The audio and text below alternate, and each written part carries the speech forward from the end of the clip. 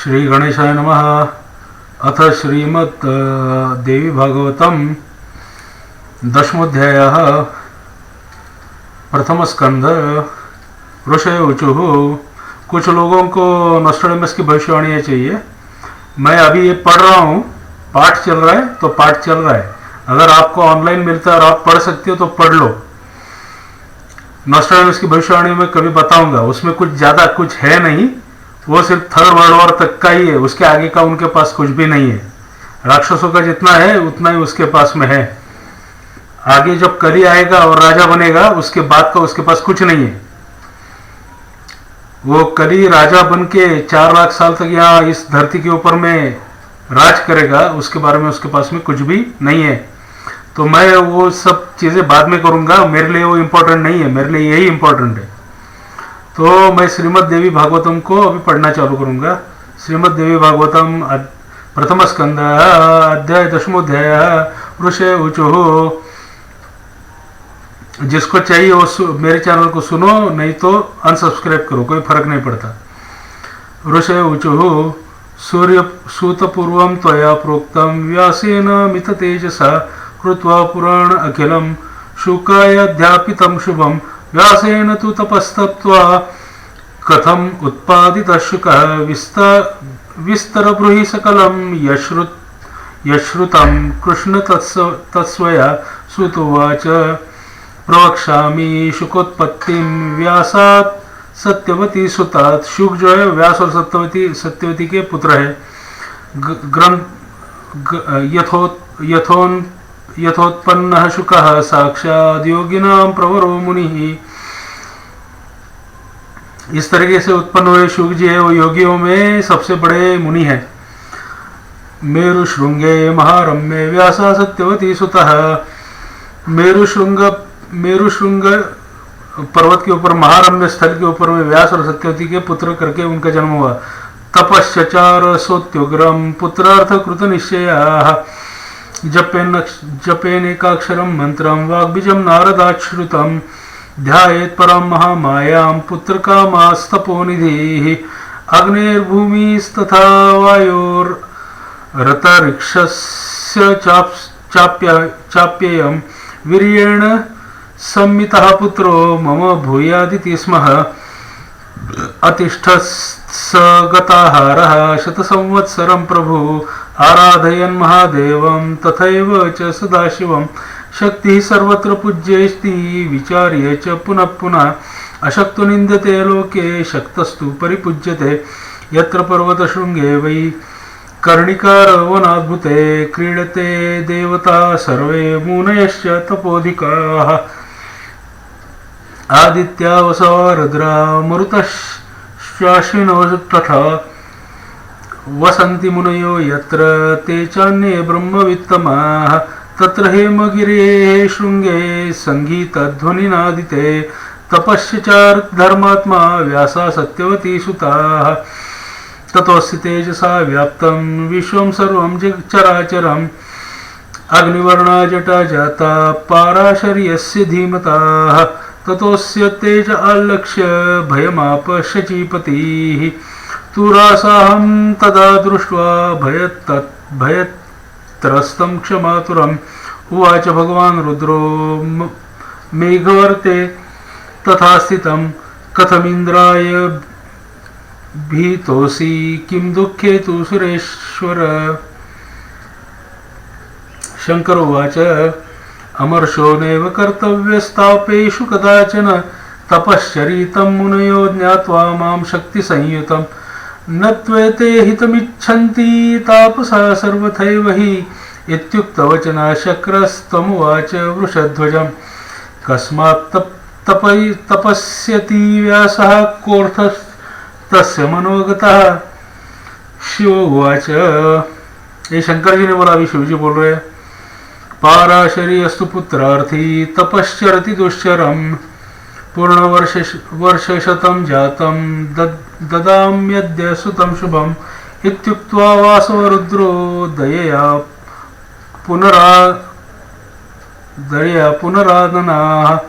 सुतुवाच गत्वा ऋषि समीपं तु तमुवाच जगद्गुरोः उत्तिष्ठ वासवी पुत्र पुत्रस्ते भविता शुभः सर्वतेजोमयो ज्ञानी कीर्तिकर्ता तवानगा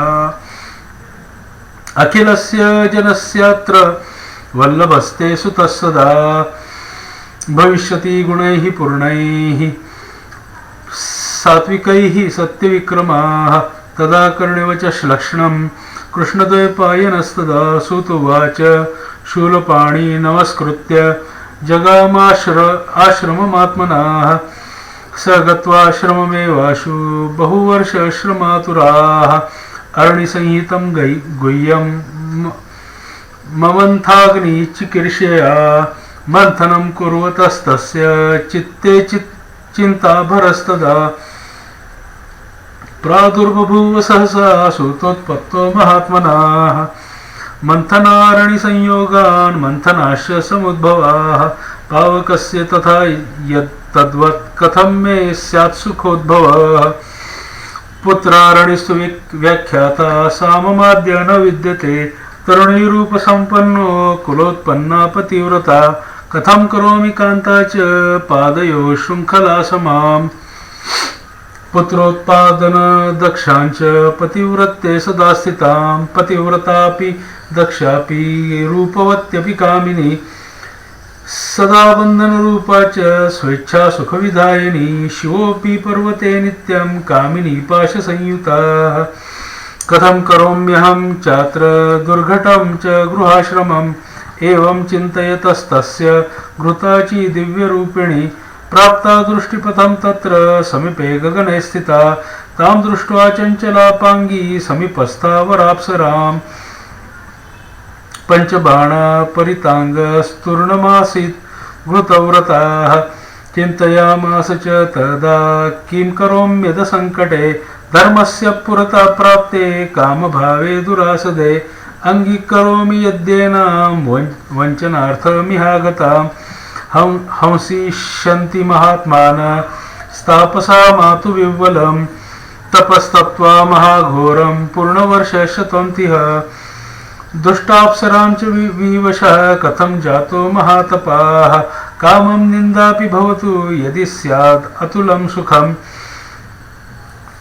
गृहस्थाश्रमसम्भूतं सुखदं पुत्रकामदं स्वर्गदं च तथा प्रोक्ता ज्ञानिना मोक्षदं तथा न भविष्यति तन्नु नमनया देवकन्यया नारदश्च मया पूर्व श्रुतमस्ति कथानकम् यथा वर्षिवशो राजा पराभूतः पुररुवा इति श्रीमद्देवी भागवते महापुराणे प्रथमस्कन्धे दशमोऽध्यायः।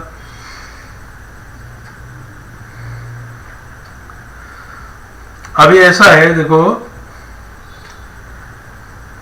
मैं 15 साल का मेरा एक्सपीरियंस है। मैं नौकरी करता था, बहुत अच्छे से नौकरी करता था। 2014 से कुछ अलग चीजें घटने लगी मेरे साथ में। उसके पहले 2001 में कुछ हुआ था, और वो होने के बाद में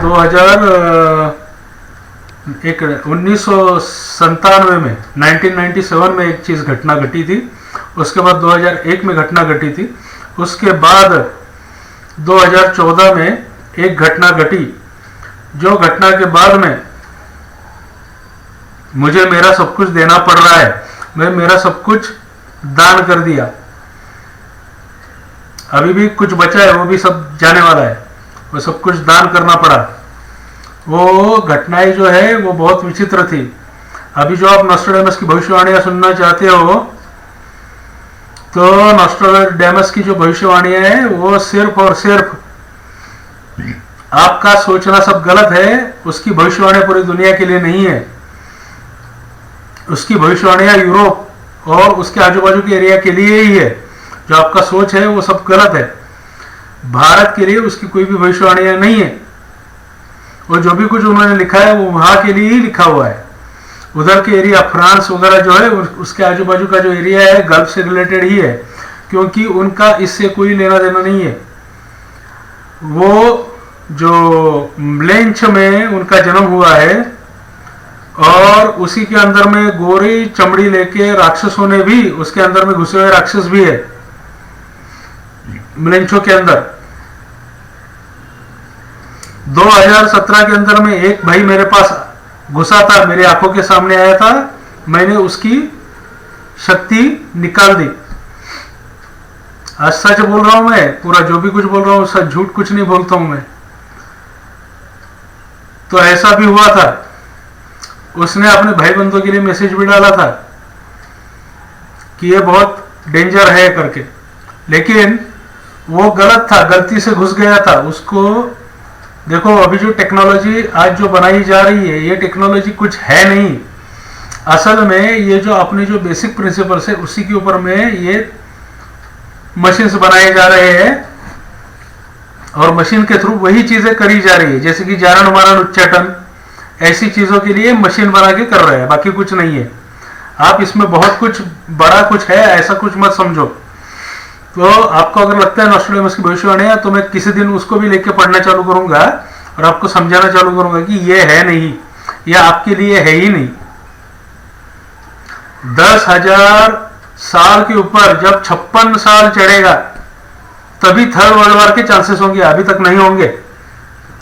10,000 अभी कितना हुआ है, 5,122 हिंदू के हिसाब से, जू के हिसाब से 5,781 पृथ्वी के हो गए साल। जब 10,056 हो जाएगा तब थर्ड वर्ल्ड वॉर होगा और होके रहेगा। उसके अंदर में एक देवी पुरुष आएगा जिसका नाम, जिसको कि बोला जाएगा कि विक्टर, जो कि विजयवर्धन है हमारे हिसाब से। वो बाकी कोई नहीं है तो मेघनाद है, और वो पूरी पृथ्वी को उस वर्ल्ड वॉर में जीतेगा, वापस से धर्म बताएगा। और शुक्रवार में जो किया जा रहा जो पूजा पाठ है जो क्रिश्चियन लोग करते हैं शुक्रवार, वो गुरुवार को चला जाएगा। क्रिश्चियन भी करते हैं, मुस्लिम भी करते हैं, वो गुरुवार को चला जाएगा। और गुरुवार थर्सडे और फ्राइडे हो जाएगा। तो वो भगवान नहीं है। उसके बाद भी आएंगे भीष्माचार्य, वो भी असल भगवान नहीं है। और अंत में 4 लाख साल कली का राज हो जाने के बाद में 4,28,000 4,30,000 के आजू बाजू में विष्णु यश, यानी कि जिसने विष्णु को जीत लिया। ये जो भी कुछ चल रहा है वो किसके लिए चल रहा है, विष्णु को जीतने के लिए चल रहा है। जिसने विष्णु को जीत लिया उसके घर में, यानी जिसका यश ही विष्णु है, जिसका जो कर्म उसने किया है उसकी वजह से विष्णु को उसने बाध्य कर दिया है कि वो उसका बेटा होके पैदा हो जाए। वो विष्णु यश है। वो विष्णु यश भी अलग है, वही है जो पहले आए हुए लोग हैं उसी में से एक है। तो ऐसा है भाई। तो आप जो समझना चाहते हो वो भी मैं समझाऊंगा, लेकिन क्या है कि मेरे पास इतना टाइम नहीं है एक एक चीज को मैं पढ़ सकता हूं। नॉस्ट्रेडामस को पढ़ते पढ़ते मुझे टाइम लगेगा। अभी जो चालू किया उसी को मैं कंटिन्यू करूंगा और करता रहूंगा। तो अंत में आएंगे भगवान, जब वो विष्णु यश ने जो टेक्नोलॉजी बनाई हुई है, उसने 128 देवता बनाई है, जो वो लेके आएगा 128। वो 128 के 128 देवता भगवान जब पुत्र करके पैदा होंगे तो उनको दे देगा, और वो उसके हिसाब से, और फिर वो और सुमति दोनों मर जाएंगे, दोनों के दोनों स्वर्ग में चले जाएंगे। और उसके बाद में भगवान कल्कि जी सब दुष्टों का इन 128, असल में 128 है देवता। वो नई देवता यानी क्या होता है कि देखो, कुछ देवता पाताल की होती है, कुछ देवता स्वर्ग की होती है। लेकिन अगर स्वर्ग ही धरती के ऊपर गिर जाएगा तो स्वर्ग की देवताएं तो दर दर की ठोकरें खाती हुई घूम रही होंगी, उनकी ताकत नहीं चलने वाली। तब उनको ताकत मिले इसके लिए नई देवताएं बनेंगी 128। ये 128 देवता यानी ये देवियां है, इनकी जो ताकत है पूरा भस्म कर देगी सब। मैं आप ही के सब पुस्तकों का अध्ययन करके बता रहा हूं। तो चलो ये हो गया अपना 10वां अध्याय इसका। जिसको सुनना है वो सुने, जिसको नहीं सुनना है नहीं सुने, जिसको पढ़ना है पढ़े, जिसको नहीं पढ़ना है नहीं पढ़े। कानों के ऊपर से भी जाएगा तो अच्छा रहेगा, ऐसा मुझे लगता है। तो ये छोटा सा वीडियो करता हूं, आगे अगला अध्याय छोटा वीडियो करता हूं। गणेश अर्पणमस्तु।